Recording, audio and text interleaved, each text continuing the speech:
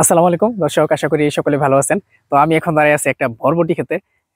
যে সবজিটা চাষ করার জন্য আমি আপনাদেরকে অনেক বেশি তাগিদ দেই।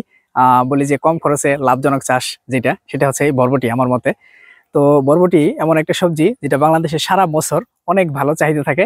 এর একটা অন্যতম কারণ হচ্ছে বরবটির চাষ কম হয়। হ্যাঁ, তো আমি আসছিলাম আমার বোনের বাড়ির এলাকায় ঘুরতে, তো এখানে এসে দেখি যে একটা বরবটি ক্ষেত, তো এখানে একটা ভিডিও করলাম। হ্যাঁ, তো এই বরবটি চাষ নিয়ে আমি আপনাদেরকে এখন কিছু তথ্য এবং পরামর্শ দিব, এবং এই ক্ষেত্রে কি কি ভুল আছে সেগুলো আমি বলবো। এটা যিনি চাষবাস করেন উনি নতুন কৃষক বলা চলে, ওনার আরো কিছু শশা টশা লাগাইছে, ওগুলাও আরেকটা ভিডিও করছি, ওটাতে দেখাবো। তো বরবটি আপনার হচ্ছে 12 মাস মোটামুটি চাষ করা যায়। তীব্র শীত ব্যতীত 12 মাস চাষ করা যায়। হ্যাঁ, তো বরবটি চাষের জন্য আপনারা সার ব্যবস্থাপনা যেটা আছে, আপনারা যদি মালচিং এ করেন তাহলে আমাদের শশা চাষের যে সার ব্যবস্থাপনা আছে ওইটাই ফলো করবেন। আর যদি মালচিং এ না করেন সেক্ষেত্রে সেক্ষেত্রেও ভালো হয়। মালচিং দিয়ে তো ভালো হবেই, আর এই যে মালচিং ছাড়া এই ক্ষেত্রে দেখেন কত সুন্দর হয়েছে। মালচিং ছাড়া হচ্ছে অনেক ভালো হয়। তো মালচিং ছাড়া আপনারা করলে আমাদের যে শশা চাষের যে সার ব্যবস্থাপনা আছে ওইটাকে 3 ভাগ করে, 1 ভাগ হচ্ছে শুরুতে দিবেন, তারপরে পরবর্তীতে কিস্তি করে দিবেন। হ্যাঁ, ওটার জন্য যদি আপনাদের পরামর্শ লাগে কতটুকু লাগবে আমাদের হোয়াটসঅ্যাপে নক দিবেন। এইভাবে আসলে বললে হয় না, তো জায়গার পরিমাণ অনুযায়ী একটু কম বেশি করা লাগতে পারে। হ্যাঁ, আর হচ্ছে বরবটির আপনারা যে দেখেন আমি এখানে দাঁড়াইছি, এখানে এক লাইন থেকে আরেক লাইনের গ্যাপ দিছে, এখানে মোটামুটি 1.5 ফিটের মতো হবে। হ্যাঁ, 1.5 থেকে 2 ফিট, 1.5 থেকে 2 ফিটের মতো গ্যাপ আছে।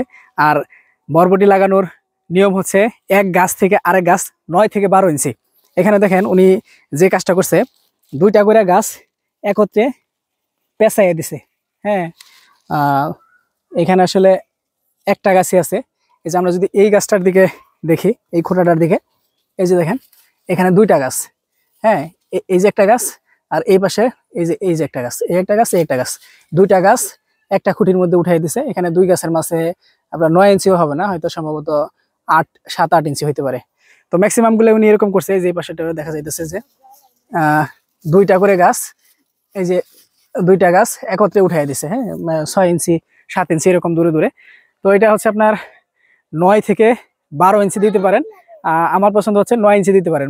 মালচিং এ যদি করেন সেক্ষেত্রে 9 ইঞ্চি দিলেও আপনার যেটা হবে, ওই পরবর্তীতে ওইখানে আপনি 18 ইঞ্চি পর পর শশা লাগাইতে পারবেন, অথবা অন্য ফসল করতে পারবেন। ওটা ভালো মাপ মতো হবে। আপনারা 9 ইঞ্চি দিতে পারেন, অথবা 9 থেকে 12 ইঞ্চি যে কোনোটা পছন্দ করতে পারেন। আর বরবটির যে এই যে মাছা, এটা আরো অনেক উঁচা দিতে হবে। এটা মাছাটা মোটামুটি আপনার 5 ফিট, মোটামুটি একেবারে এই কাঠির মাথা পর্যন্ত যদি আমরা ধরি তাহলে 6 ফিট হবে। তো এটা আরো 1 ফিট উঁচা করে দেওয়ার চেষ্টা করবেন। আর এই যে দেখেন এখানে এই লতাগুলা লম্বা হইয়া একেবারে লড়লড় করতেছে। তখন এই লতাটাকে আরেকটু যাতে এটা বাইতে পারে বা বাউনি হইতে পারে, সেই জন্য উপরে একটু সুতা টাঙাই দিলে ভালো হবে। অথবা যদি মাছাটা আরো উঁচা করা যাইতো তাহলে কিন্তু এগুলা ঝুলা টুইলা যেভাবে হোক এখানেই বরবটি ধরবে। আর এটার মধ্যে এখনো প্রোডাকশন শুরু হয় নাই। প্রোডাকশন এই যে দেখেন সবেমাত্র ফুল। হ্যাঁ, সবেমাত্র ফুল। এই যে এটার মধ্যে মনে হয় কিছু পোকা টোকার আক্রমণ হয়েছিল, যার কারণে এগুলো একটু কালো টালো হয়ে গেছে। আর যে বিষয়টা এখানে ঘটছে সেটা হচ্ছে, আমি ওনাকে জিজ্ঞেস করলাম যে আপনি এটা কোন জাতের বরবটি লাগাইছেন, তো উনি হচ্ছে জাতের নামই বলতে পারলো না। তাহলে বুঝেন যে উনি আসলে কতটা অভিজ্ঞ বা দক্ষ কৃষিকাজে, জাতের নামই বলতে পারলো না। তো আপনি কোন জাত লাগাবেন, কোন জাত ভালো হয়, এইসব বিষয় আপনার ক্লিয়ার ধারণা থাকতে হবে, এবং কোন জাত সময় কখন লাগাইলে ভালো ফলন দিবে, সময় উপযোগী কোনটা, এইসব বিষয়ে আপনার একটা ক্লিয়ার ধারণা রাখতে হবে। তাহলে আপনি লাভবান হবেন। তা না হলে আমার এখানে যেটা মনে হইতেছে যে এটাতে এই যে ফ্লাওয়ারিং গুলা হইতেছে, এগুলো আমার কাছে একটু কম কম লাগতেছে, মানে ব্রাঞ্চ গুলা, গুচ্ছ গুলা। যেমন এখানে দেখেন, এখানে এই 1টা 2টা বড় হয়েছে, আর এই সামনের দিকে হয়তো বা আর 4টা হবে। হ্যাঁ, তারপরে যে এই যে এখানে 2টা বড় হয়েছে, আর এই সামনের দিকে এই 1টা 2টা 3টা আছে, আর এইদিকে এগুলো বড় হইতে পারে না হইতে পারে।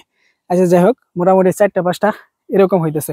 তো এটা মনে হয় আর একটু বেশি প্রোডাকশন হইলে ভালো হইতো। তাছাড়া এখানে আর কিছু সমস্যা আছে। দেখেন এই যে পাতাগুলা কেমন কোঁকড়ায় গেছে, এই যে পাতাগুলা কোঁকড়ায় গেছে। এই যে এগুলো হচ্ছে আপনার চূষক পোকা যেগুলো আছে, সেই চূষক পোকার আক্রমণে কিন্তু এমন পাতা কুকরি ধরে, এই যে কুকড়ায় যায়। তো এটার জন্য আপনার রেগুলার এই চূষক পোকার যে কীটনাশক আছে এগুলো স্প্রে করতে হবে। যেমন আমরা হচ্ছে এখানে শোষক পোকার জন্য একতারা দিতে পারি, সাথে মাকড়নাশক হিসাবে সানমেকটিন, বার্ডিম্যাক এগুলো দিতে পারি, আর একটা ভালো মানের ছত্রাকনাশক দিতে পারি। আর বরবটি গাছ অনেক শক্তিশালী হয়, খুব সহজে আপনার মরে না, খুব সহজে বড় ধরনের রোগ লেগে ধ্বংস হয়ে যায় এমনও হয় না। যেমন আমি গতকালকে আমার বাড়িতে একটা বরবটি খাইলাম, ওটা আমাদের গত বছরের গাছ ছিল, কোন রকম পরিচর্যা করি না, এবার একটু বৃষ্টির পানি পাইছে, সেখানে আবার নতুন করে ডাল দিয়ে বরবটি আসছে। এগুলো অনেক শক্তিশালী হয়। তো আমার মনে হয় অনেক কিছু সবকিছু বলে ফেলছি, আর তেমন কিছু বলার নেই। তো বরবটির অনেকগুলা জাত আছে আমাদের কাছে, 6 জাতের বরবটির বীজ পাবেন। একবারে মাছা ছাড়া হয় খাটো বরবটি, আবার এরকম মাছায় উঠে এরকম বরবটি। তো এই সব মিলিয়ে আমাদের কাছে মনে হয় 6টা জাতের বরবটি আছে। আপনাদের যদি কারো বরবটির বীজের প্রয়োজন হয় এবং চাষ পদ্ধতি সম্পর্কে তথ্য এবং পরামর্শের প্রয়োজন হয়, আমাদের কাছ থেকে আপনারা বীজ নিতে পারেন এবং পরামর্শের জন্য আমাদের হোয়াটসঅ্যাপ নাম্বারে যোগাযোগ করতে পারেন অথবা সরাসরি ফোন করতে পারেন। তো ধন্যবাদ সকলকে, ভালো থাকবেন সবাই। আসসালামু আলাইকুম, আল্লাহ হাফেজ।